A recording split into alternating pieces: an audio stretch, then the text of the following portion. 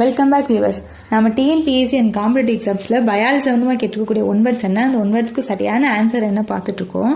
அந்த வகையில் இன்றைக்கி நம்ம என்ன கொஸ்டின் பார்க்க போகிறோம் அப்படின்னு கேட்டிங்கன்னா, what among the following is reason for heart attack? கீழ்கண்டவற்றுள் எது மிக முக்கிய காரணம் எதுக்கு அப்படின்னா ஹார்ட் அட்டாக் வர்றதுக்கு? ஓகேவா, 4 ஆப்ஷன்ஸ் இருக்குது. Option A blood protein, option B blood sugar, option C blood urea, option டியில் கொலஸ்ட்ரால் இருக்குது. அதாவது பிளட்டில் இருக்கக்கூடிய ப்ரோட்டீன் கண்டென்ட்டா, அல்லது பிளட்டில் இருக்கக்கூடிய சுகர் கண்டென்ட்டா, அல்லது பிளட்டில் இருக்கக்கூடிய யூரியா கண்டென்ட்டா, அல்லது கொலஸ்ட்ராலான்னு கேட்டால் இதுக்குரிய சரியான ஆன்சர் ஆப்ஷன் டியில் இருக்கக்கூடிய cholesterol.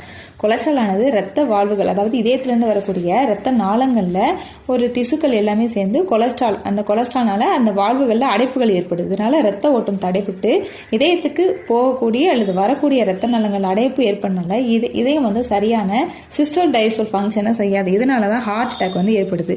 So what's among the following reason for the heart attack அப்படின்னு கேட்டிங்கன்னா அதுக்கு சரியான ரீசன் ஆப்ஷன் டியில் இருக்கக்கூடிய கொலஸ்ட்ரால். ஓகே, இந்த வீடியோ உங்களுக்கு பிடிச்சிருந்துச்சு அப்படின்னா லைக் பண்ணுங்கள், ஷேர் பண்ணுங்கள், கமெண்ட் பண்ணுங்கள். இப்போ தான் நம்ம சேனலுக்குள்ள புதுசாக வந்திருந்தீங்க அப்படின்னா கண்டிப்பாக சப்ஸ்கிரைப் பண்ணிக்கோங்க. தேங்க்ஸ் ஃபார் வாட்சிங்.